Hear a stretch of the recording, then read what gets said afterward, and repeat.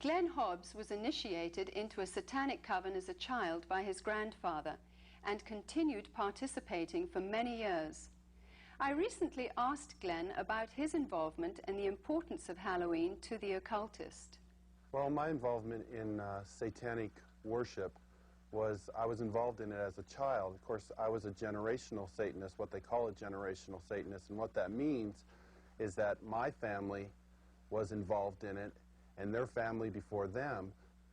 Now, my earliest rememberings of Halloween and some of the things that were involved was, it was a very dark time for me as a child. It was something that I didn't enjoy. Glenn, could you tell us about your involvement in any rituals at Halloween as a child? There was another little girl that was involved in the occult with me, and her name was Becky. Now, Becky was a different type of child. She was blessed to be a sacrifice. I was being blessed to be a high priest, where she was being blessed and born into the coven there to be a sacrifice.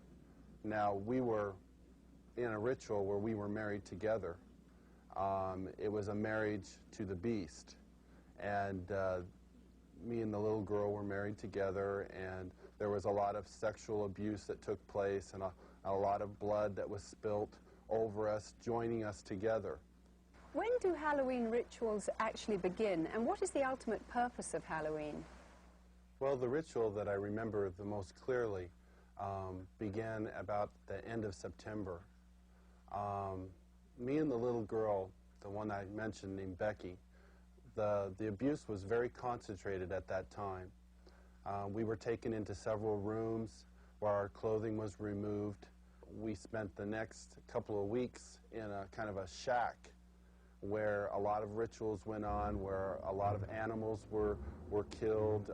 They summoned Lucifer and his spirit to come and possess me, and so that I would be blessed to take over the position of the high priest at a certain point in time. Now, Halloween night, they had again put me and the little girl in the back of this van, and we again drove off, which seemed like for a long time. We were drugged once again, and we finally came to this stop. They took the little girl out and they left me in the van. I could hear a lot of commotion that was going on outside. People that were screaming and yelling, and this low murmuring and moaning noise that was going on, like some kind of a low chanting noise that was going on. So I knew in my mind there was some type of a ritual going on, because I'd heard that many times before. You know, it was real common to see people fall on the ground and convulse and go into convulsions during rituals and stuff with the demonic presence that were around. And finally, a woman came to the back of the van and she said, "It's time to go." And she brought me out of the van, and I could see that there was just a lot of people around.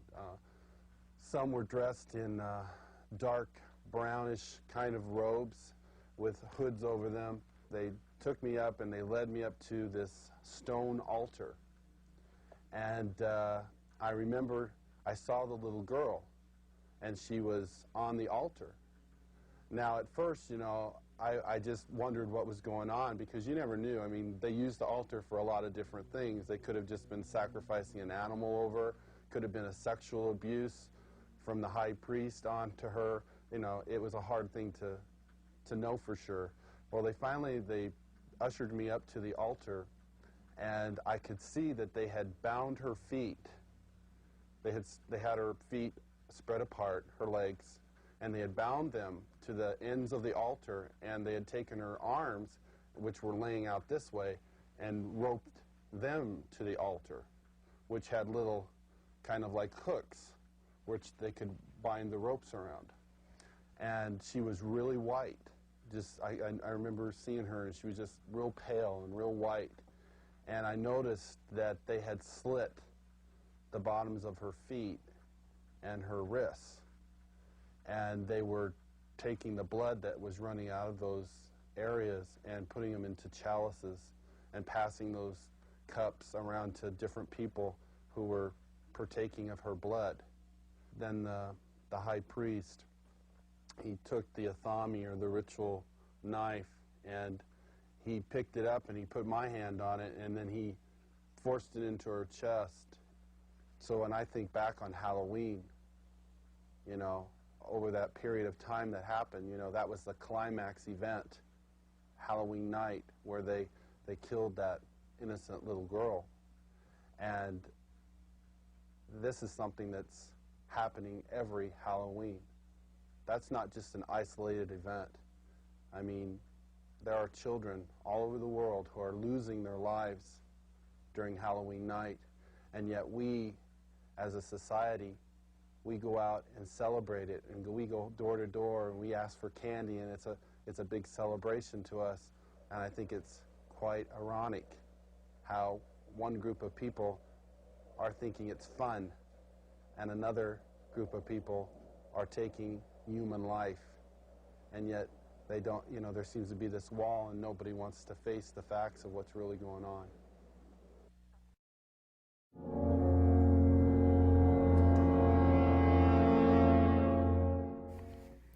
Halloween, a day celebrated around the world when people dress up in costumes, collect candy from neighbors, and have parties.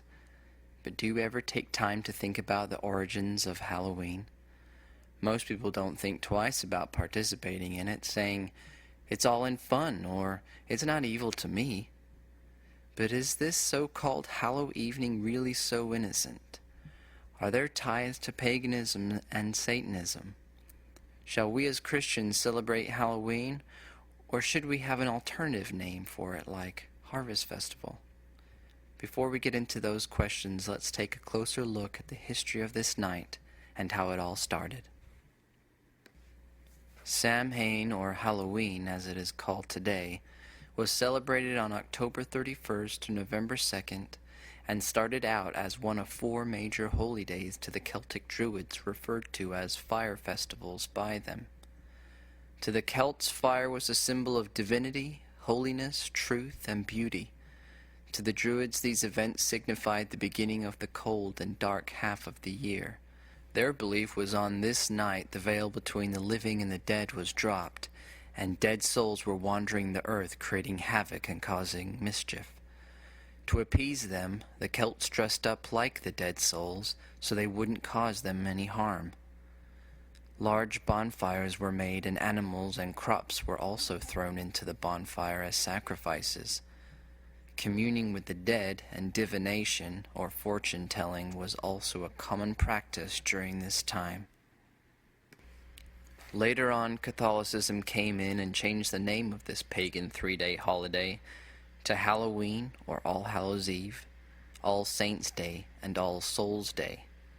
As Catholicism did with many other pagan traditions like Valentine's Day from Lupercalia, Easter from Eostre, and Christmas from Yule, they kept the symbols and pagan elements, and the purpose of this festival remained the same too, but just repackaged with Roman Catholic elements and names. So we see from the history alone, this isn't some innocent celebration involving children getting candy. "Oh, but that was so long ago, we don't celebrate it like how they did," you might say. Let me read to you a quote by Anton LaVey, a Satanist, from his book, The Satanic Bible. Quote, "After one's own birthday, the 2 major satanic holidays are Walpurgis Night and Halloween." End quote. In case that didn't sink in, Satanism considers this one of their top holidays. Do you still want to be part of it? 3 John 1:11 says, "Beloved, follow not that which is evil, but that which is good.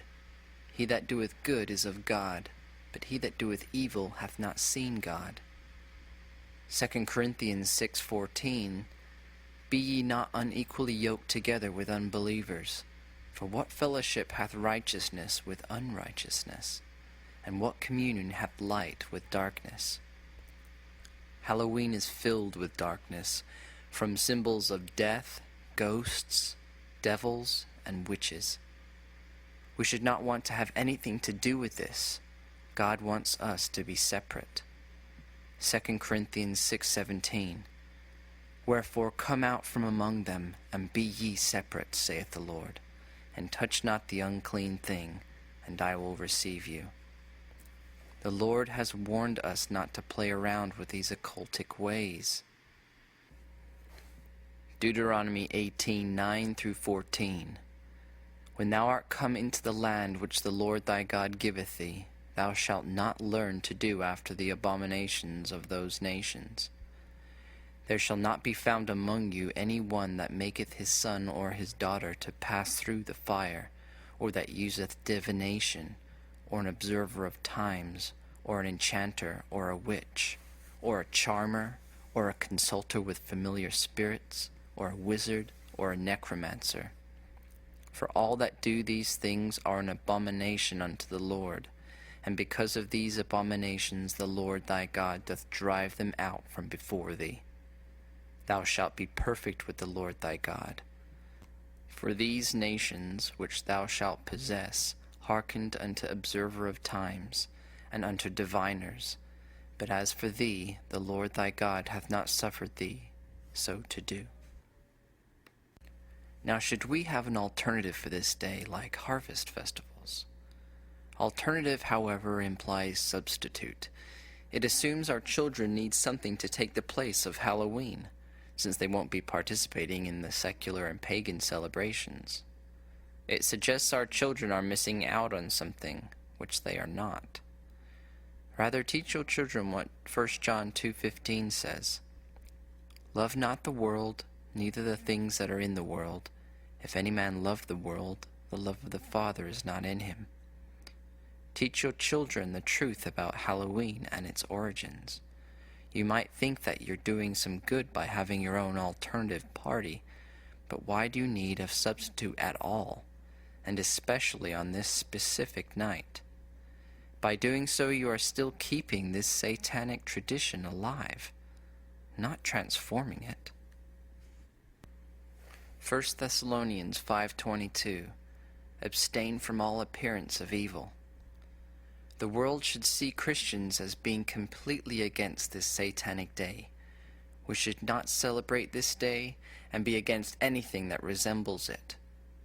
Changing the name of the day to Harvest Festival doesn't change what this day truly is and gives the wrong impression to others. Shall we try to Christianize other pagan days to fit in with the world? No. We should cast them away as it is written in Romans 13:12. The night is far spent, the day is at hand. Let us therefore cast off the works of darkness, and let us put on the armor of light. Remember, we are in a war. Will you fight, or shall we just make up alternatives to the world's wickedness?